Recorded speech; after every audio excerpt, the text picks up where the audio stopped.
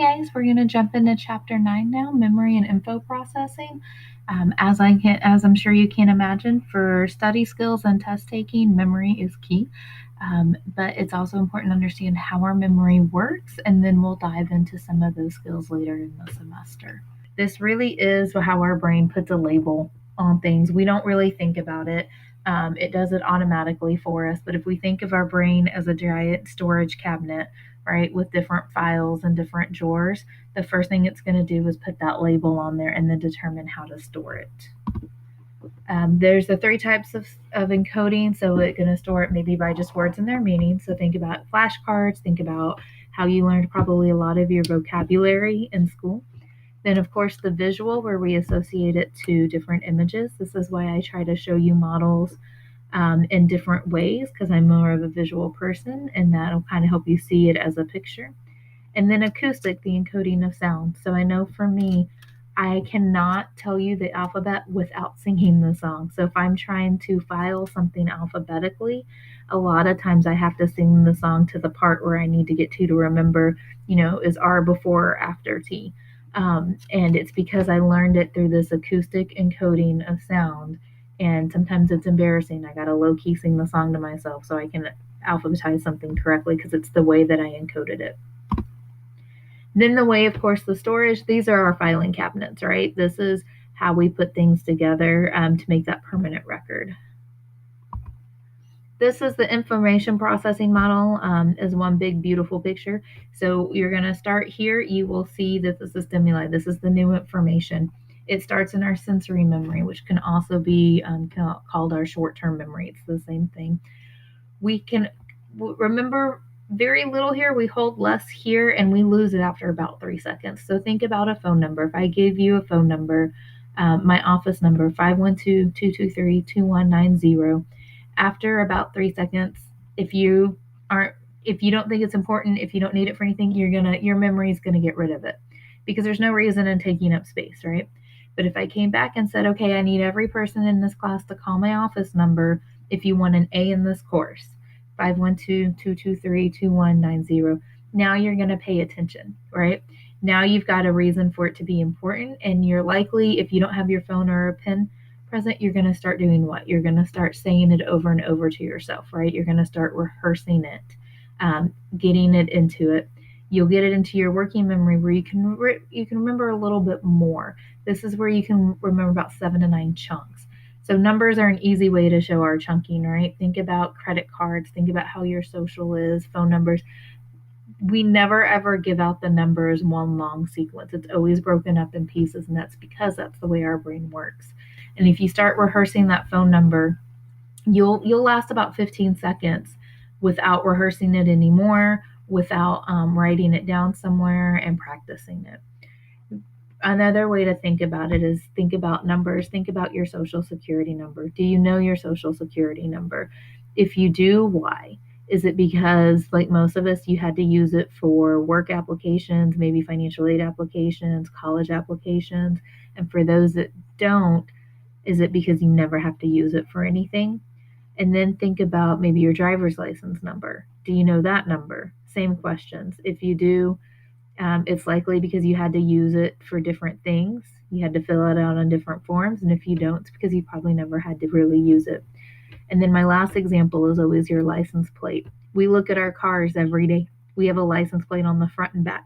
So you look at your license plate every day. But do you know that number? And if you do, why? And if you don't, why not? I know for me, I don't, because I only have to use it once a year for my parking permit, and it saves it every year after that. But I know my driver's license and my social security by heart because I've used them so many times on so many different forms. But I look at my car every day and I can't tell you my license plate number. Those other two, like I said, the social and the driver's license number, I have encoded. They are in this long-term memory forever.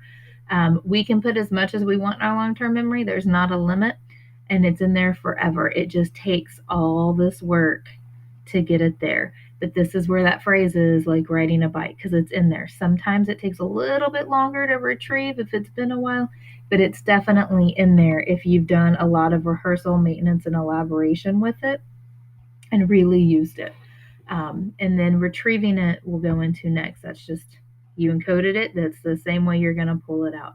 But it takes all this work right here to get it in that long-term memory. This is why cramming doesn't work, because you've not given it enough attention. You've maybe moved it into your working memory. You might be able to get through an exam, right? Let's say exam 1. What happens when you get to your final? This isn't here, right? You're going to have to learn 16 weeks of information all over again, and you're going to hate your life, I promise you. And then, of course, retrieving it is getting it out the same way we got it in. So for my ABCs, I can only retrieve it via song. So however you recoded it is how you're going to get it back out. You're going to go find that label, and your brain's going to pull it out for you. Again, this is one more time, good old Bloom's taxonomy, but it's a little bit different. So this time I've set it up differently so that it's the triangle, if you remember, was this way. So it was remembering, understanding, applying, then analyzing, evaluating, and creating. And this one is my most favorite because it shows that all 3 of these are almost equal, right? And we get to this process, we're going back and forth. We don't end at creating. We create, maybe come back to evaluating. And why is this important to memory? Here's another way to look at it. That sensory memory, that beginning is remembering. Obviously, that's that first step, trying to understand it. When we're moving into our working memory, we're moving into that understanding and applying. We're starting to see it in other similar situations.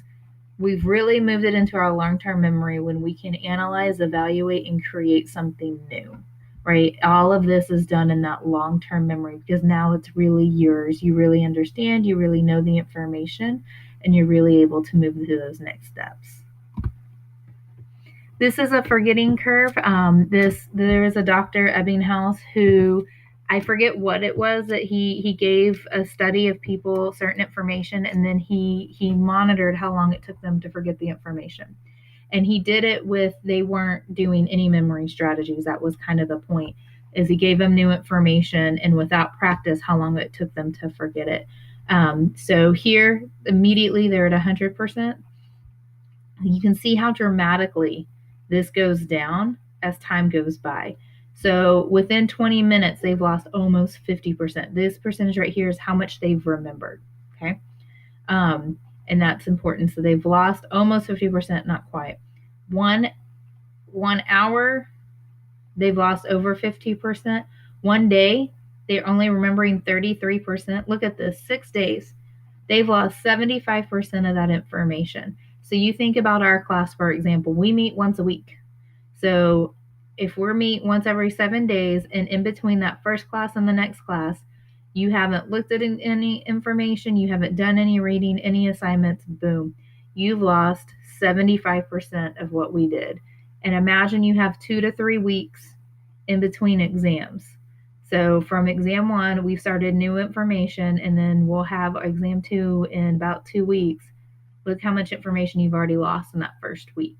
So this is why that repetition, that repeating, that reading, all the assignments in between, this is why they're there, is to help you with this curve so that we can stay up here.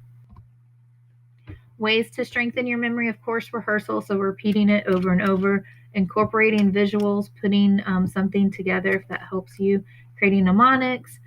Chunking is a big one. Remember that like our brain has limits and it has ways that we absorb information. So however you can break it up is the best way to do that, instead of, again, that 8-hour study session isn't going to break things up for you necessarily. So break up that information.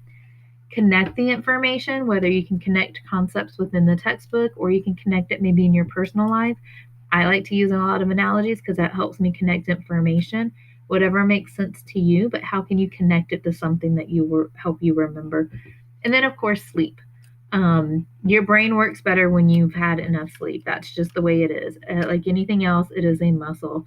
It is a part of our body, and it needs rest. It needs to be taken care of. And your memory is the first thing that starts to lapse when you haven't had enough sleep.